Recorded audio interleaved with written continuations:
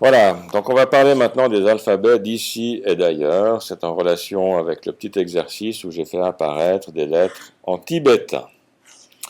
Alors, la première chose que j'aimerais montrer, c'est un petit réglage d'une icône qui se trouve dans la barre des menus, qui aura sûrement un aspect différent chez vous. Moi, j'ai un petit drapeau suisse-français qui indique que mon clavier que j'utilise est configuré comme étant du suisse roman. Alors chez vous, sauf erreur, vous avez une petite icône qui doit ressembler à celle-là ou à celle-là. À moins que ça ait déjà été changé, parce que j'ai fait le même exercice vendredi avec les étudiants qui étaient dans l'autre demi-groupe. Donc dans ce menu-là, vous avez en fait deux choses qui sont très intéressantes. Vous avez un visualiseur de caractères et un visualiseur de clavier. Alors j'aimerais d'abord qu'on prenne le visualiseur de clavier. Et quand on prend le visualiseur de clavier, ça veut dire que vous avez une représentation à l'écran du clavier que vous avez. Alors moi j'ai un clavier qui n'a pas de pavé numérique, c'est le clavier de mon portable. Donc c'est comme si j'avais fait une photo de mon clavier et je le mets à l'écran. À titre d'information, vous pouvez changer la taille de votre clavier, ce qui permet de mieux voir les choses dans certains cas. Maintenant, le petit drapeau qui est là, il apparaît quand on ouvre la fonction qui s'appelle langue et texte. Alors, je vous suggère d'aller dans langue et texte. Ah, vous l'avez pas, vous? Ah. Alors, vous allez dans le menu de la petite pomme et vous prenez les préférences système.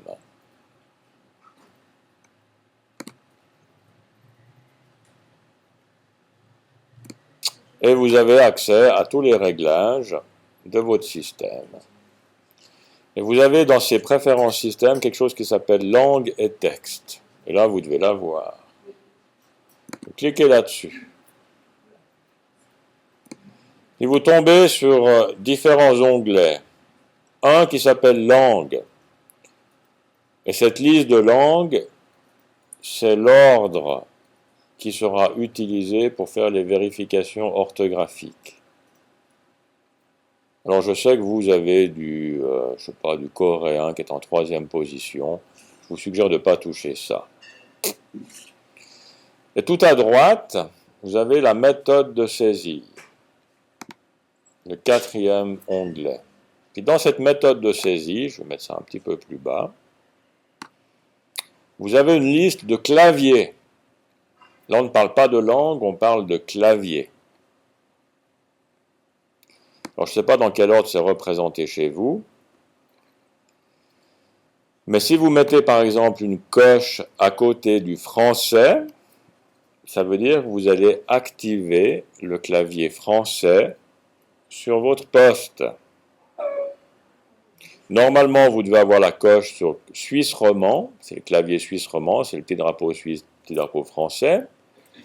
Puis si vous rajoutez la coche là où c'est marqué français, ben vous aurez dans le bandeau, le menu qui est tout en haut, vous aurez une liste qui va apparaître avec français, suisse roman, visualiseur de caractères, visualiseur de clavier.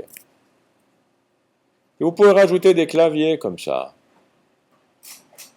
Alors, comme moi j'ai quelques projets en relation avec la Bible et le Coran, je me suis rajouté le clavier arabe, le clavier grec, le clavier hébreu, le clavier afghan pashto, non je ne l'ai pas mis, parce que bon voilà, etc., etc. Vous avez tous les claviers ici, possibles et imaginables.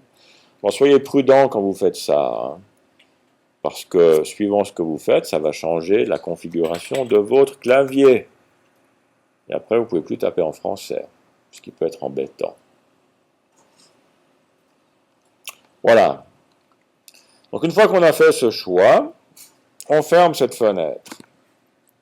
Alors maintenant, je reprends mon visualiseur de caractères. Et si je change de clavier, je prends le clavier français, ben mon visualiseur de caractères, mon visualiseur de clavier, me fait apparaître la disposition des touches du clavier français. Donc j'ai bien un clavier AZERTY, A-Z-E-R-T-Y. Et si je tape dans un traitement de texte, ça sera l'emplacement du clavier français qui sera utilisé.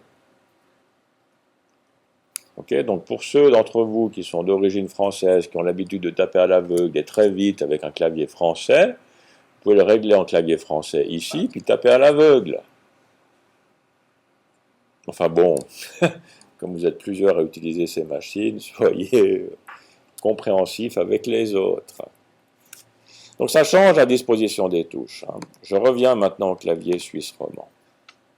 J'ai bien ici Q, W, E, R, T, Z, qui correspond à la gravure de mes touches de mon clavier. Voilà, je m'arrête là pour cette première explication du menu du petit clavier qui est là et de la fonction visualiseur de clavier. On y revient dans la prochaine vidéo.